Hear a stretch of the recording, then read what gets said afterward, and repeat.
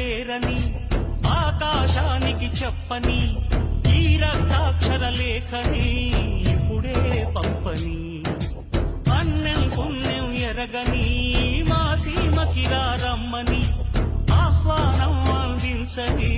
మెరిసే చూపుని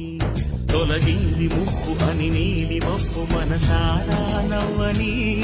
చిరుతల్లు ముప్పు మన ముంగిలంత ముత్యాలే చల్లని ఆశాసు గంధమై నేలంత